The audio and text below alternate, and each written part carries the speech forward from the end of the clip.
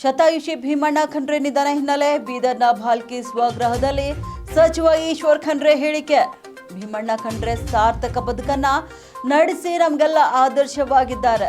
ಇನ್ನು ಅವರ ಪರ್ಯಂತ ಜನರಿಗಾಗಿ, ರೈತರಿಗಾಗಿ ಹೋರಾಟ ಕೂಡ ನಡೆಸಿದ್ದಾರೆ. ರಾಜಕೀಯ ಅಂದರೆ ಸಮಾಜ ಸೇವೆ ಎಂದು ಸರಳ ವ್ಯಕ್ತಿತ್ವದ ರಾಜಕಾರಣಿಯಾಗಿದ್ದರು ಭೀಮಣ್ಣ ಖಂಡ್ರೆ ಅವರು. ಇನ್ನು ಅವರು 95 ವರ್ಷಗಳ ಕಾಲ ಸಕ್ರಿಯವಾಗಿ ಸಮಾಜ ಸೇವೆಯಲ್ಲಿ ತೊಡಗಿಸಿಕೊಂಡಿದ್ರು. ಶಾಸಕರಾಗಿ, ಸಚಿವರಾಗಿ ಈ ಭಾಗದ ಏಳಿಗೆಗಾಗಿ ಅವರು ದುಡಿದಿದ್ದಾರೆ. ಇನ್ನು ಕಾಂಗ್ರೆಸ್ ಪಕ್ಷದ ನಿಷ್ಠಾವಂತ ಮುಖಂಡನಾಗಿ ಸಂಘಟನೆ ಕೂಡ ಅವರು ಮಾಡಿದ್ದಾರೆ. ಅಖಿಲ ಭಾರತ ವೀರಶೈವ ಮಹಾಸಭಾ ಅಧ್ಯಕ್ಷರಾಗಿ ಸಮಾಜ ಸಂಘಟಿಸುವ ಕೆಲಸ ಕೂಡ ಮಾಡಿದ್ದಾರೆ. ಇನ್ನು ಅವರ ಆದರ್ಶ ಹಾಗೂ ತತ್ವ ಸಿದ್ಧಾಂತಗಳು ಯಾವತ್ತಿಗೂ ಕೂಡ ಪ್ರಸ್ತುತವಾಗಿವೆ.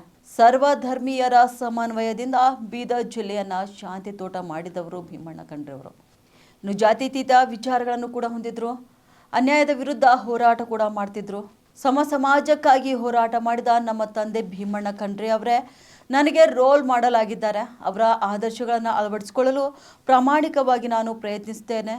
ಇನ್ನು ನೂರಾರು ಮಠಾಧೀಶರು, ಸಾವಿರಾರು ಜನರು ಖಂಡ್ರೆ ಅವರ ಆರೋಗ್ಯಕ್ಕಾಗಿ ಪ್ರಾರ್ಥನೆ ಸಲ್ಲಿಸಿದ್ರು.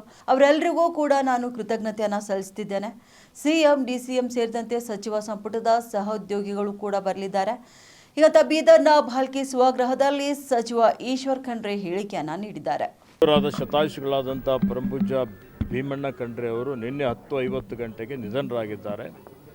ಸುಮಾರು 15 ದಿವಸದಿಂದ ಅವರು ಅನಾರೋಗ್ಯದಿಂದ ಬಳಲ್ತಾ ಇದ್ದರು. ಅವರಿಗೆ 4-5 ದಿವಸ ಕೆಳಗಡೆ ಮನೆಯಲ್ಲಿ ಕರ್ಕೊಂಡು ಬಂದಿದ್ವಿ. ಮನೆಯಲ್ಲಿ ಸ್ವಲ್ಪ ಚೇತರಿಸಿಕೊಂಡ್ರು ಮತ್ತು ವಯೋಸಹಜ ಕಾಯಿಲೆಗಳಿಂದ ಅವರ ನಿಧನರಾಗಿದ್ದಾರೆ. ಅತ್ಯಂತ ದುಃಖದ ಸಂಗತಿ.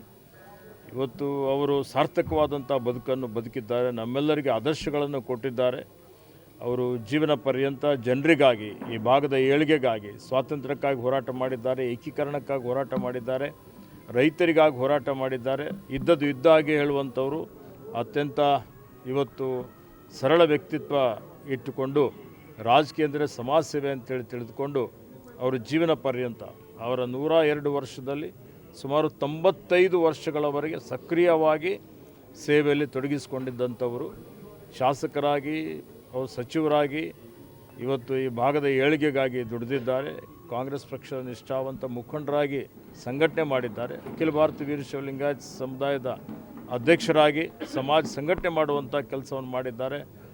ಬೆಂಗಳೂರಿನಲ್ಲಿ ಅದಕ್ಕೆ ಒಂದು ಇವತ್ತು ಶಕ್ತಿಯನ್ನು ಕೊಟ್ಟಂಥವರು. ಅವರ ಆದರ್ಶಗಳು, ಅವರ ತತ್ವ ಸಿದ್ಧಾಂತಗಳು ಯಾವತ್ತಿಗೂ ಇವತ್ತು ಪ್ರಸ್ತುತವಾಗಿದ್ದಾವೆ. ಸಮಾಜದಲ್ಲಿ ಸಾಮರಸ್ಯ ಇರಬೇಕು ಅಂತೇಳಿ ಸರ್ವಧರ್ಮ ಸಮನ್ವಯ ಅನ್ನುವಂಥ ರೀತಿಯಲ್ಲಿ ಅವರು ಬೀದರ್ ಜಿಲ್ಲೆಯ ಒಂದು ಶಾಂತಿಯ ತೋಟ, ಕರ್ನಾಟಕ ಶಾಂತಿಯ ತೋಟ ಅಂತ ಹೇಳ್ತೀವಿ. ಆ ರೀತಿಯಲ್ಲಿ ಎಲ್ಲ ಸಮುದಾಯದವರನ್ನು ಜೊತೆಯಲ್ಲಿ ತೆಗೆದುಕೊಂಡು ಹೋಗುವಂಥ ಒಂದು ವಿಚಾರವುಳ್ಳಂಥವರು, ಜಾತ್ಯತೀತ ವಿಚಾರವುಳ್ಳಂಥವರು. ಇವತ್ತು ಸಮಾಜದಲ್ಲಿ ಸಾಮರಸ್ಯ ಇರಬೇಕು ಅನ್ನುವಂಥ ರೀತಿಯಲ್ಲಿ ಯಾರ ಮೇಲೆ ಅನ್ಯಾಯ ಆದರೂ ಹೋರಾಟ ಮಾಡ್ತಾಯಿದ್ರು. ಅಸ್ಪೃಶ್ಯತೆ ವಿರುದ್ಧ, ಕಂದಾಚಾರದ ವಿರುದ್ಧ, ಮೌಢ್ಯತೆ ವಿರುದ್ಧ ಹೋರಾಟ ಮಾಡಿದ್ದಾರೆ. ಸಮಾಜ ನಿರ್ಮಾಣ ಮಾಡಲಿಕ್ಕೆ ಶ್ರಮ ಮಾಡಿದ್ದಾರೆ. ಅವರ ಆದರ್ಶಗಳು ಯಾವತ್ತಿಗೂ ನಮ್ಮ ಮಧ್ಯದಲ್ಲಿದ್ದಾವೆ. ಅವರೇ ನನ್ನ ರೋಲ್ ಮಾಡೆಲ್ ಅಂತ ನಾನು ಹೇಳ್ಬೋದು. ಹೀಗಾಗಿ ಅವರು ತೋರಿಸ್ಕೊಟ್ಟಂಥ ದಾರಿಯಲ್ಲಿ ನಡೀಲಿಕ್ಕೆ ಮತ್ತು ಅವರ ಆದರ್ಶಗಳನ್ನು ಅನುಷ್ಠಾನ ಮಾಡಲಿಕ್ಕೆ ಮುಂದೇನೂ ಪ್ರಾಮಾಣಿಕವಂತ ಪ್ರಯತ್ನ ಮಾಡ್ತೀನಿ ಅನ್ನುವಂಥ ಒಂದು ಮಾತನ್ನು ಹೇಳುತ್ತಾ ಇವತ್ತು ಸಾಯಂಕಾಲ 5 ಗಂಟೆಗೆ ಅವರ ಅಂತ್ಯಕ್ರಿಯೆ ಜರುಗಲಿದೆ. ಈಗ 10:30-11 ಗಂಟೆಗೆ ನಮ್ಮ ಮನೆಯ ಪಕ್ಕದಲ್ಲಿ ಇವತ್ತು ಸಾರ್ವಜನಿಕರಿಗೆ ಅವರ ಅಂತಿಮ ದರ್ಶನ ತೆಗೆದುಕೊಳ್ಳಲಿಕ್ಕೆ ಪಾರ್ಥಿವ ಶರೀರ ಇಡಲಾಗುವುದು. ಅದಾದಮೇಲೆ 2 ಗಂಟೆಗೆ ಇಲ್ಲಿಂದ ಮೆರವಣಿಗೆ ಪ್ರಾರಂಭ ಆಗ್ತದೆ. ಮತ್ತು ಇವತ್ತು 4 ಗಂಟೆಗೆ ಅಲ್ಲಿಗೆ ರೀಚ್ ಆಗ್ತದೆ.